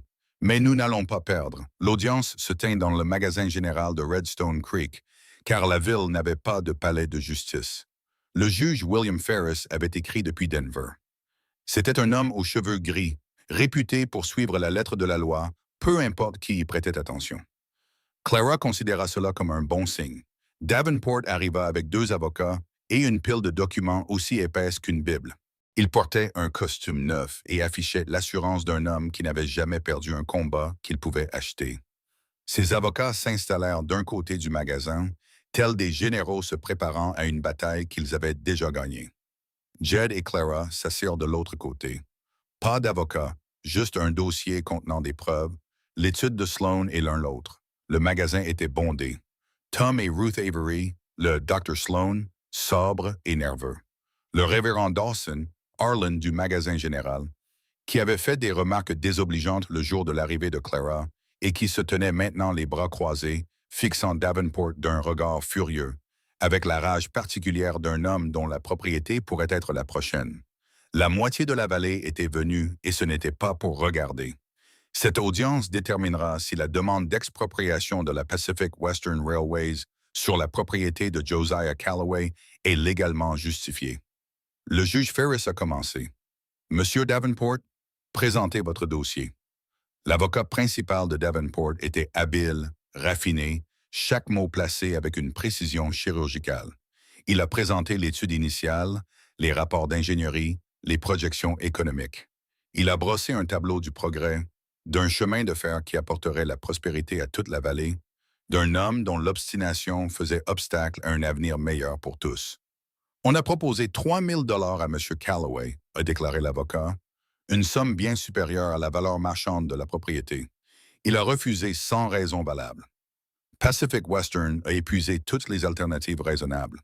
Le tracé proposé à travers la propriété Calloway est la seule option viable. C'est un mensonge. Toutes les têtes se sont tournées. Clara s'est levée, la voix ferme et claire. Le juge Ferris l'a regardé par-dessus ses lunettes. « Et vous êtes? » Clara Calloway, l'épouse du défendeur. « Madame Calloway, il s'agit d'une procédure judiciaire. Si vous souhaitez présenter des contre-preuves, vous pourrez le faire lorsque ce sera votre tour. Je comprends, votre honneur. J'attendrai. » Elle s'assit. La main de Jed trouva la sienne sous la table et la serra. Les avocats de Davenport appelèrent leur géomètre, un homme engagé à Denver, qui présenta des cartes et des chiffres montrant que Baker's Ridge n'était pas adapté à la construction d'une voie ferrée trop escarpée, trop instable, trop coûteux. Puis ce fut le tour de Clara. Elle se leva, lissa sa robe et ouvrit son dossier. « Votre honneur, je voudrais présenter une étude indépendante de Baker's Ridge réalisée par le Dr. Henry Sloan, titulaire d'un diplôme d'ingénieur de l'Université de Pennsylvanie et fort de 10 ans d'expérience sur le terrain. » Davenport se pencha en avant. Ses avocats échangèrent des regards. Clara exposa les mesures de Sloan, ses calculs de pente, son analyse du sol. Elle s'exprima clairement, traduisant le jargon technique en anglais simple et soulignant les chiffres spécifiques qui contredisaient les affirmations de la compagnie ferroviaire. Baker's Ridge n'était pas trop escarpé. La pente était en fait plus favorable que celle de la route passant par la propriété de Jed. Le sol était constitué de grès stable, idéal pour la construction d'une voie ferrée. Clara poursuivit en présentant un document qu'elle avait commandé au bureau de la compagnie ferroviaire à Denver, dans lequel il était stipulé que les itinéraires traversant des propriétés privées ne devaient être envisagés qu'en l'absence d'alternatives viables sur des terrains publics ou non revendiqués. Baker's Ridge est un terrain fédéral non revendiqué. Aucune maison ne serait déplacée. Aucune famille ne serait déracinée. La seule raison pour laquelle Pacific Western a choisi la propriété de M. Calloway est qu'il était moins coûteux d'intimider un seul propriétaire foncier que de construire 3 kilomètres supplémentaires de voies ferrées. Objection. L'avocat de Davenport a déclaré « L'épouse du défendeur n'est pas une avocate agréée. Aucune loi de ce territoire n'exige une représentation juridique lors d'une audience d'expropriation, » a répondu Clara sans hésiter. Elle avait lu cette loi 4 fois pour s'en assurer. Toute partie peut présenter son propre dossier. Le juge Ferris acquiesça. L'objection est rejetée. Continuez, Madame Calloway. Clara présenta ensuite l'analyse de l'indemnisation, montrant que l'offre de 3 000 $ de Davenport était basée sur la valeur brute du terrain et ignorait les améliorations apportées par Jed, la cabane, la grange, les clôtures, l'irrigation, les 5 années de travail qui avaient transformé cette terre sauvage en une propriété agricole exploitable. La juste valeur marchande, selon tout calcul honnête, était plus proche de 8 000 $. De plus, Clara a déclaré, et c'était le moment qu'elle avait préparé, la carte qu'elle avait gardée en réserve. « Je voudrais présenter des preuves que le représentant de Pacific Western, monsieur, Marshall Davenport s'est livré à une série de coercitions à l'encontre de M. Calloway. Elle produisit des lettres, la correspondance originale du bureau foncier, dont elle comprenait maintenant qu'elle avait été motivée par la demande de Davenport, et non par un problème réel concernant la revendication de Jed. Une déclaration sous serment de la veuve Granger, qui avait vendu sa terre sous la contrainte après que Davenport lui eût dit que le chemin de fer la prendrait tout simplement si elle ne le faisait pas, et une lettre d'un fermier du comté voisin qui avait été contraint de partir par des tactiques identiques. Ce n'est pas un cas d'expropriation, a déclaré Clara. Il s'agit d'un système de vol de terre déguisé en langage juridique qui cible les fermiers que M. Davenport considère comme trop pauvres, trop isolés ou trop peu éduqués pour se défendre. Le mot est resté suspendu dans l'air. Davenport a serré les mâchoires. Ses avocats sont remués des papiers. Votre honneur, dit Clara, je voudrais appeler un autre témoin, mon mari, Josiah Calloway. Jed se leva lentement. La salle était silencieuse. Il marcha jusqu'à l'avant du magasin, se tourna vers le juge et se tint comme il se tenait partout. Solide, sans précipitation, ne prenant pas plus de place que nécessaire, mais occupant chaque centimètre carré. Monsieur Calloway, dit le juge Farrar, avez-vous quelque chose à ajouter? Jed fouilla dans la poche de son manteau et en sortit un papier plié. Clara le reconnut. Le dossier Homestead, 20 pages de jargon juridique qui, 6 mois plus tôt, n'étaient que des formes sur une page. Votre honneur, lorsque M. Davenport est venu pour la première fois sur ma propriété, je pense qu'il croyait avoir affaire à un homme incapable de comprendre ce qu'on lui faisait. La voix de Jed était calme, mais elle le portait dans tous les coins de la pièce. Il avait en partie raison. Il y a 6 mois, je ne pouvais pas lire ce document. Je ne pouvais lire aucun document. Je ne pouvais même pas lire mon propre nom sur un bout de papier. Un murmure parcourut la foule. Clara retint son souffle. C'est ma femme qui m'a appris.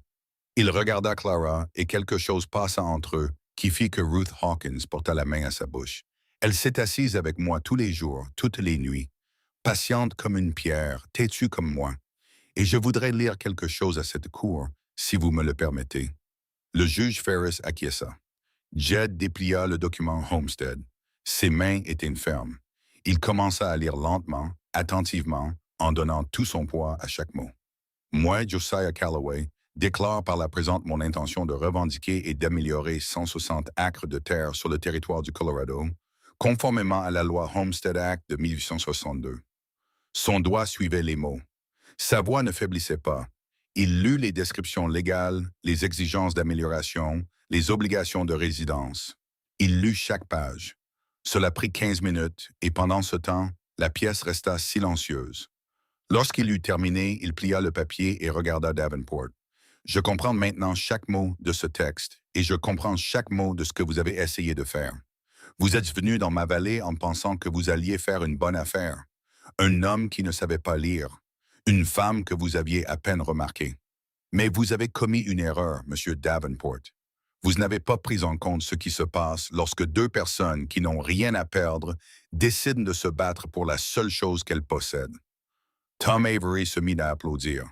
Puis Ruth, puis Harlan, qui s'était moqué de Clara le jour de son arrivée. Le bruit s'est amplifié jusqu'à ce que le juge Ferris doive rappeler l'ordre. Le juge délibéra pendant moins d'1 heure. Lorsqu'il revint, son visage était sombre. La Cour estime que la Pacific Western Railway n'a pas démontré que le tracé proposé à travers la propriété Calloway était la seule option viable. L'étude du Dr. Sloan présente une alternative crédible qui ne nécessiterait pas l'expropriation de terres privées. De plus, la Cour trouve des preuves de tactiques coercitives dans les relations de la Pacific Western avec les fermiers de la région. Il se tourna vers Davenport. La demande d'expropriation est rejetée. De plus, je renvoie l'affaire de la vente de la propriété Granger au procureur général du territoire afin qu'il enquête sur une éventuelle fraude. Monsieur Davenport, je vous suggère de consulter vos propres avocats au sujet de votre responsabilité personnelle. Davenport se leva, boutonnant son manteau de main légèrement tremblante. Il regarda Jed, puis Clara. Ce qu'il vit sur leur visage le fit détourner les yeux. Il partit sans un mot. Ses avocats le suivaient comme des chiens appelés à la guérison. Le magasin a explosé. Les gens se sont précipités vers Jed, lui ont serré la main et lui ont tapé dans le dos. Tom Avery a soulevé Clara dans ses bras, la faisant pousser un cri. Ruth pleurait ouvertement. Sloane souriait et semblait avoir besoin d'un verre, mais cette fois-ci d'un verre de bon alcool. Un verre pour fêter ça. Pendant tout ce temps, les yeux de Jed croisèrent ceux de Clara à travers la pièce. Il ne se fraya pas un chemin à travers la foule pour la rejoindre. Il n'en avait pas besoin. Le regard qu'ils échangèrent disait tout. Nous l'avons fait ensemble, comme nous l'avions promis. Il faisait presque nuit lorsqu'ils rentrèrent enfin chez eux. La cabane apparut dans les dernières lueurs du jour, solide contre le ciel, la fumée s'échappant encore de la cheminée où le feu du matin s'était transformé en braise. Sargent bondit du porche, aboyant comme un fou, comme s'il savait que quelque chose de bien était arrivé. Jed aida Clara à descendre de la voiture et ne lâcha pas sa main. « Notre terre, dit-il, notre maison, le corrigea-t-elle, comme il avait corrigé Stone dans l'original. Il y a une différence. À l'intérieur, la cabane était froide. Jed ralluma le feu pendant que Clara réchauffait les restes de ragoût. Ils mangèrent dans le confortable silence de deux personnes qui s'étaient dit tout ce qui était important et pouvaient se permettre de laisser le silence remplir le reste. Après le souper, Jed prit le livre d'apprentissage sur l'étagère. Clara le regarda l'ouvrir, regarda son doigt trouver l'endroit où il s'était arrêté. Il ne lisait plus Cat on the Mat. Il lisait un chapitre sur un garçon qui quitte sa maison pour découvrir le monde et qui revient pour se rendre compte que c'était sa maison qu'il avait toujours voulu. « Jed, dit Clara, tu n'as pas besoin de t'entraîner ce soir. Nous avons gagné. » Il ne s'entraînait pas. Il ne levait pas les yeux. Il lisait pour le plaisir. Elle eut la gorge serrée. De toutes les victoires remportées aujourd'hui, celle-ci était la plus authentique. Pas la décision du juge, pas la retraite de Davenport. Cet homme qui avait vécu 45 mots sur une page, assis près de son feu dans sa propre maison, lisant parce qu'il en avait envie. Clara prit son ouvrage de couture et s'installa dans le fauteuil à bascule qu'elle avait revendiqué comme sien. Le feu crépitait.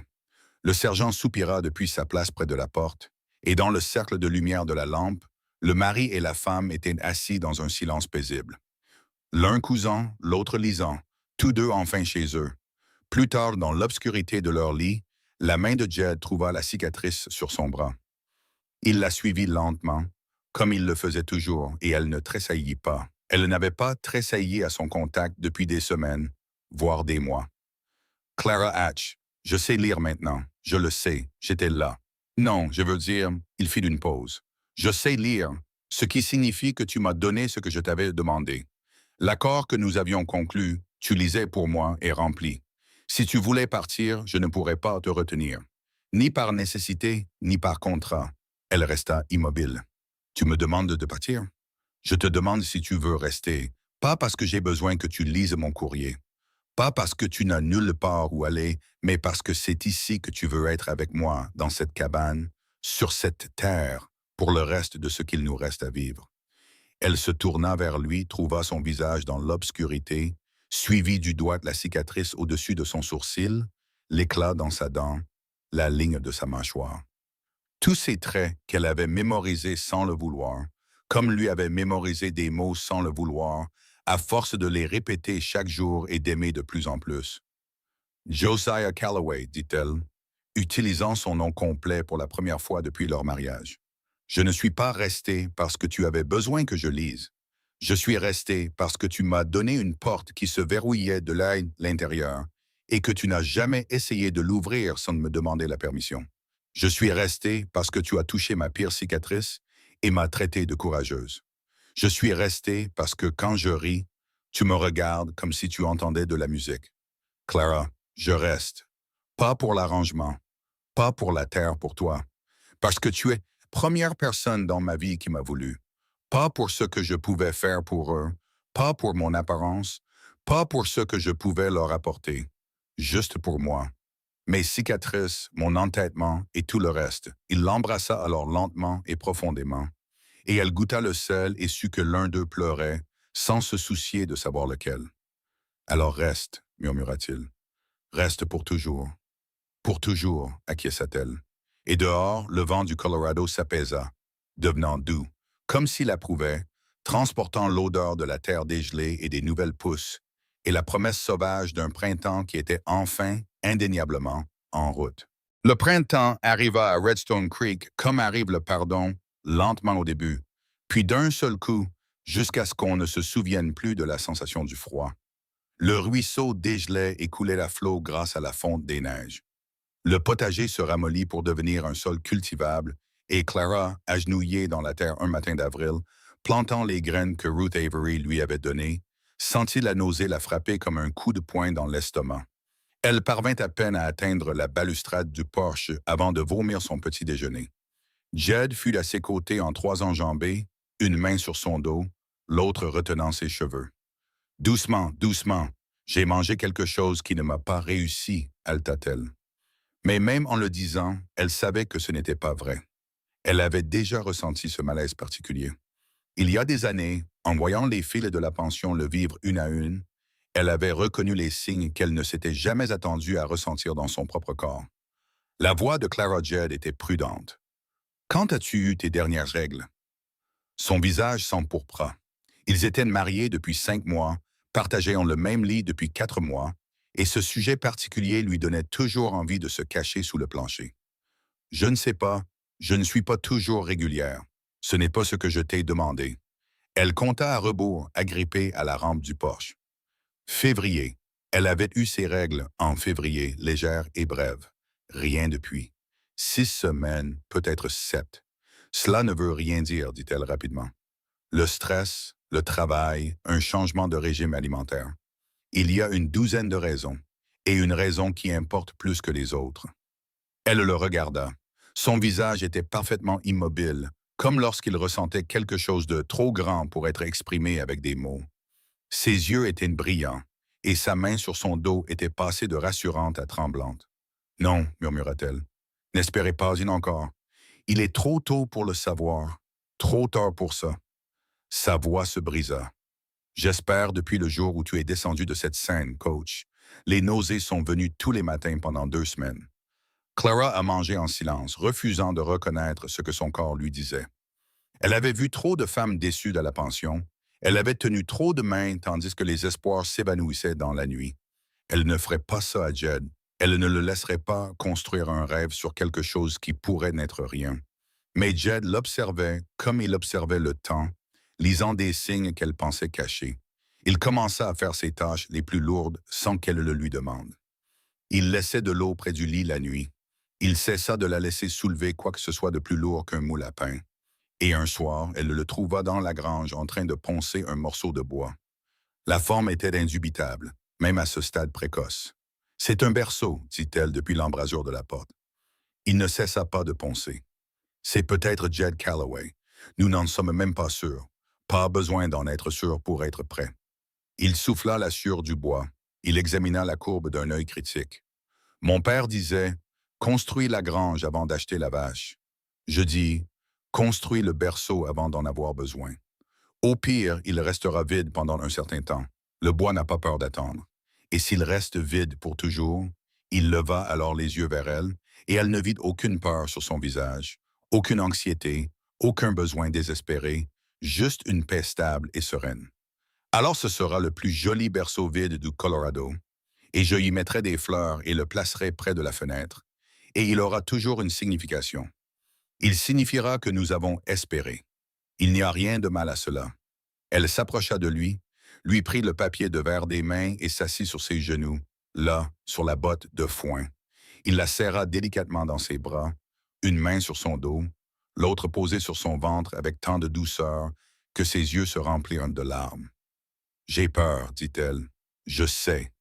Pas d'avoir un bébé, ni de le perdre, ni que mon corps échoue à faire la seule chose qu'il est censé faire naturellement. Ton corps fait déjà beaucoup. Il cuit du pain qui fait pleurer les hommes adultes. Il transporte du bois de chauffage. Il me suit sur une marche de 8 kilomètres sans presque transpirer. Il l'embrassa sur la tempe.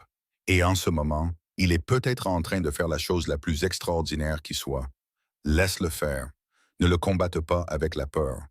Quand es-tu devenu si sage? J'ai épousé une femme qui m'a appris à lire.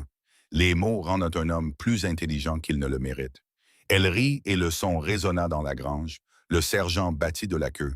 Les chevaux s'agitèrent dans leur stall et pendant un instant, le monde entier sembla retenir son souffle avec elle. Ruth Hawkins confirme ce que Clara savait déjà. La femme plus âgée s'assit en face d'elle à la table de la cuisine, lui prit les deux mains et lui dit clairement, « Tu es enceinte d'environ 8 semaines, je dirais. J'ai vu suffisamment de femmes enceintes pour reconnaître ce regard. Tu en es sûr? Aussi sûr que le lever du soleil. Ta couleur a changé. Tes seins sont sensibles. Ne rougis pas. J'ai des yeux et tu as le teint verdâtre tous les matins depuis 3 semaines. Ce n'est pas à cause de la cuisine. » Ruth lui serra les mains. « Jed est au courant? Il s'en doute, il est déjà en train de construire un berceau. » Les yeux de Ruth brillaient. « Cet homme. Je le connais depuis 4 ans et il m'a adressé environ 50 mots en tout. Mais le regard qu'il te lance, Clara, c'est celui d'un homme qui, les yeux de Ruth brillaient. Cet homme, je le connais depuis 4 ans et il m'a adressé environ 50 mots en tout. Mais l'expression de son visage quand il te regarde, Clara, c'est celle d'un homme qui a souffert de la faim et qui a enfin trouvé du pain. J'ai peur de lui dire avec certitude, et si quelque chose tournait mal, tout peut arriver. Tout peut mal tourner. Le toit pourrait s'effondrer demain. Le ruisseau pourrait déborder.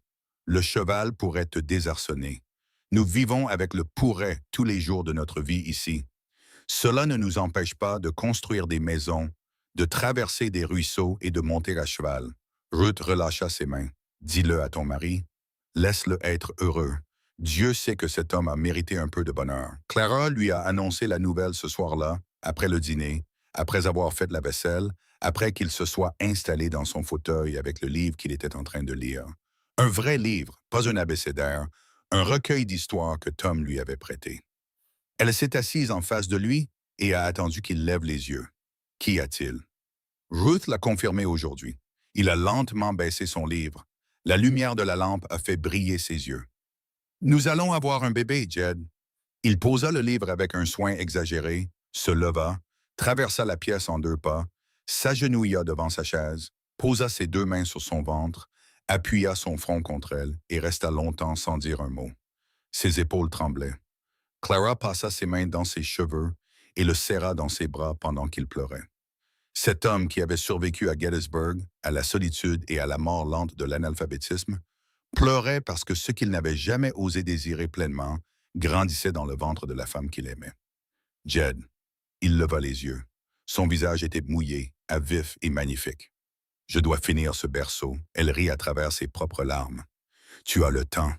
Pas assez, jamais assez. Il se leva, l'aida à se relever et la serra dans ses bras avec tant de délicatesse qu'elle se sentit précieuse plutôt que fragile. Je t'aime. J'aurais dû te le dire plus tôt. J'aurais dû te le dire la première nuit quand tu m'as lu cette lettre. Et j'ai su à ce moment-là que tu étais celui que j'attendais sans savoir que je l'attendais. Je t'aime aussi. Elle pressa son visage contre sa poitrine, contre l'odeur de sueur et de savon et la chaleur particulière qui n'appartenait qu'à Jed. Je crois que j'ai commencé à t'aimer quand tu m'as parlé de la porte qui se verrouille de l'intérieur. Avant même de voir cet endroit, avant de savoir quoi que ce soit à ton sujet, je t'aimais pour avoir pensé à cela. Je l'ai construite spécialement, avec un loquet en fer extra solide, pas en bois. Je sais, je n'ai jamais eu à l'utiliser. Pas une seule fois. C'est justement le but. Elle est là pour que tu n'aies jamais à avoir peur, que tu l'utilises ou non. Les mois se sont déroulés comme les pages d'un livre que Jed apprenait à lire. L'été a apporté la chaleur et la croissance, le jardin a explosé de légumes, le ventre de Clara s'arrondissant sous son tablier. Elle cousait des vêtements de bébé à partir de morceaux de ses vieilles robes. Jed a terminé le berceau, lisse comme de la soie, sculpté de fleurs sauvages le long de la tête de lit, et l'a placé près de la fenêtre où la lumière du matin pouvait tomber. Tom et Ruth venaient désormais chaque semaine, apportant de la nourriture, des conseils et la compagnie agréable de personnes qui étaient devenues une famille à tous égards, sauf par le sang. Le Dr. Sloan venait régulièrement, examinant Clara de ses mains fermes et sobres. Il avait arrêté de boire après l'audience, ou presque. Clara soupçonnait Ruth d'y être pour quelque chose. « Tout va bien », dit Sloan un après-midi d'août en rangeant sa trousse. « Le bébé est bien positionné, son cœur bat fort. »« Vous êtes en bonne santé », dit-il à Clara. « La future maman la plus en forme que j'ai vue dans cette vallée. »« Quand ?» demanda Jed. Il se tenait dans l'embrasure de la porte, incapable de rester assis, incapable de partir. Fin octobre, début novembre, les premiers bébés prennent leur temps. Comme leur père, dit Clara, et les oreilles de Jed deviendront rouges. Le révérend Dawson vint un dimanche pour prendre un café et échanger des nouvelles. Il s'assit à la table où Clara avait appris à Jed à lire, regarda les livres qui garnissaient désormais l'étagère, 6 au total, tous empruntés, tous lus, et secoua la tête avec un étonnement silencieux. « Je m'en suis toujours douté, dit le révérend, à la façon dont tu évitais les livres de cantiques, à la façon dont tu écoutais les lectures des Écritures avec une telle intensité, comme si tu mémorisais chaque mot, tu les mémorisais. » Jed répondit, « C'était la seule façon de les retenir. » Et Jed prit alors la Bible, celle que Clara avait utilisée pour sa première leçon, l'ouvrit à une page marquée et lut à haute voix, d'une voix claire et posée. « Car je connais les projets que j'ai formés pour vous, déclare le Seigneur. Des projets de paix et non de malheur, afin de vous donner un avenir et de l'espérance. » Jérémie 29, 11, dit doucement Dawson. Clara m'a appris ça le premier mois. Elle y revenait sans cesse. Jed ferma la Bible. À l'époque, je ne comprenais pas. J'aimais juste la façon dont ça sonnait. Maintenant, je comprends chaque mot. Quel mot est le plus important? Jed n'hésita pas. L'avenir. Le bébé est né un soir de fin octobre, alors que la première neige tombait. Les douleurs de Clara ont commencé au moment du dîner et se sont intensifiées tout au long de la soirée, pendant que Jed se rendait en ville pour chercher Ruth et Sloan. Il parcourut les 8 kilomètres en moins d'1 heure, chevauchant comme s'il fuyait la guerre, et revint avec eux deux dans la charrette de Tom Avery. L'accouchement fut long, 12 heures qui semblèrent durer 12 ans à Jed, qui faisait les 100 pas dans la pièce principale avec Sir John, pendant que Ruth et Sloan s'affairaient derrière la porte de la chambre. Tom était assis à table sans rien dire, car il comprenait que certaines attentes ne pouvaient être soulagées par des mots. Lorsque Clara cria, Jed sursauta de tout son corps. Tom posa une main sur son épaule. « Elle est forte. Je sais qu'elle est forte. J'ai besoin qu'elle soit en sécurité. Elle a Ruth et Sloan, les meilleures mains de la vallée. Je devrais être là-bas.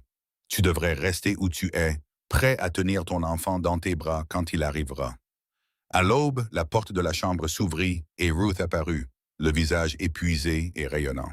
« Jed Calloway, viens rencontrer ta fille. » Il avait franchi la porte avant qu'elle n'ait fini sa phrase. Clara était allongée dans le lit, couverte de sueur, pâle et radieuse, tenant un paquet enveloppé dans la couverture qu'elle avait cousu à partir de morceaux de la robe qu'elle portait le jour de son arrivée. Un petit visage rouge apparaissait, les yeux fermés, la bouche bougeant par petits mouvements furieux. Jed s'agenouilla à côté du lit. Ses mains, qui pouvaient abattre des arbres, construire des cabanes et maintenant lire des livres, tremblaient lorsqu'il toucha la joue du bébé. « Elle est si petite, murmura-t-il. « Elle est parfaite, dit Clara. Tu veux la prendre dans tes bras? » Il prit de sa file comme si elle était faite de verre et de prière. Le bébé se tortilla, ouvrit les yeux et le regarda avec l'intensité floue de quelqu'un qui voit le monde pour la première fois. Quelque chose se brisa dans le visage de Jed, et ce qui en sortit était de la lumière. « Bonjour, dit-il, sa voix aussi rauque que du gravier et aussi douce que du duvet. Je suis ton papa. Je t'ai construit un berceau et je peux te lire des histoires, et je te promets sur ma vie, que personne ne te fera jamais de mal, pas tant que je respirerai. »« Comment s'appelle-t-elle » demanda Ruth depuis le seuil de la porte en s'essuyant les yeux. Clara regarda Jed. Ils en avaient discuté pendant des mois, faisant des allers-retours sans jamais se décider. Mais maintenant, en regardant cette petite vie qu'ils avaient créée ensemble, la réponse était évidente.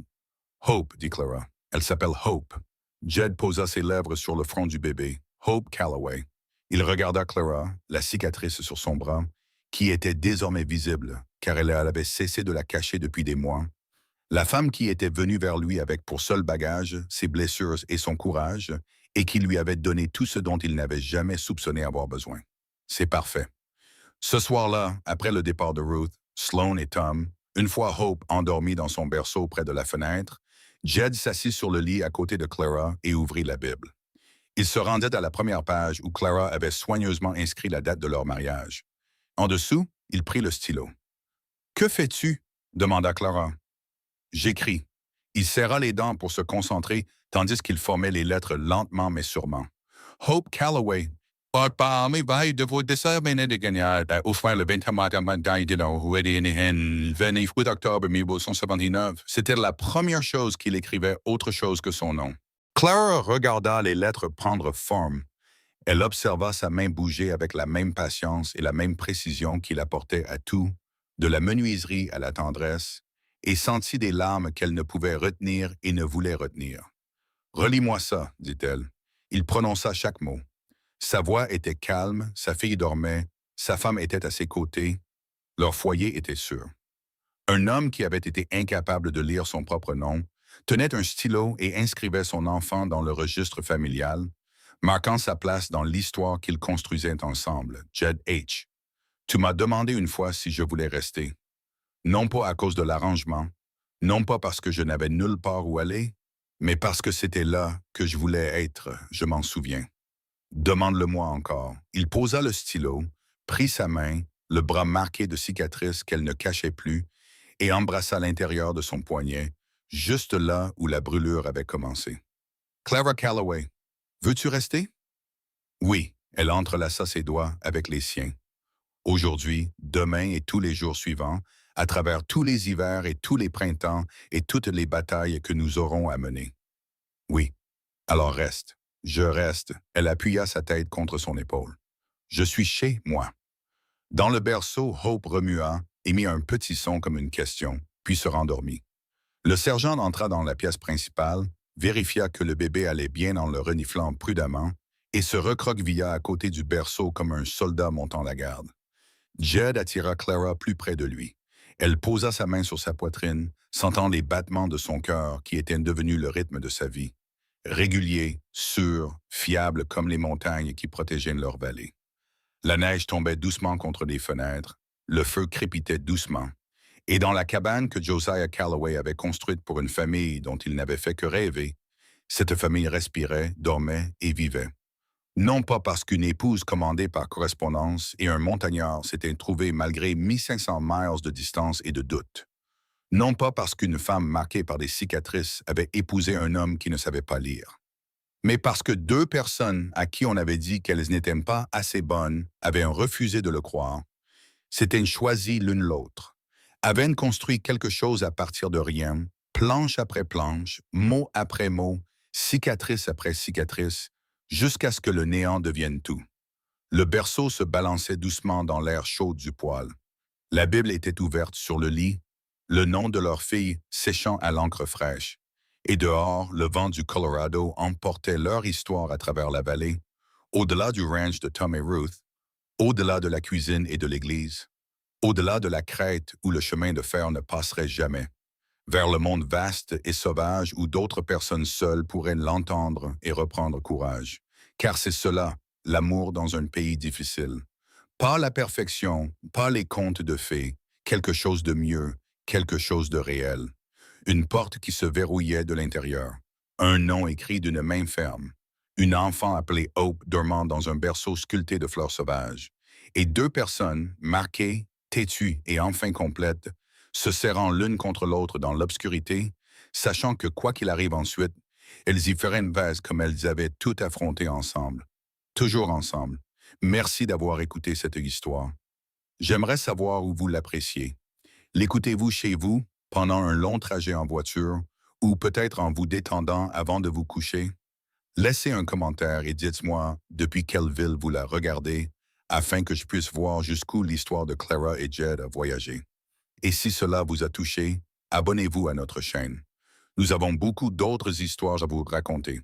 Des histoires sur les secondes chances, l'amour obstiné, et les personnes qui construisent de belles choses à partir de morceaux brisés. À bientôt. Merci d'avoir parcouru cette histoire jusqu'au bout avec moi. Si tu as ressenti le souffle du désert et la force du destin à chaque instant, abonne-toi et reviens bientôt, car le Far West garde encore des légendes prêtes à renaître à l'horizon.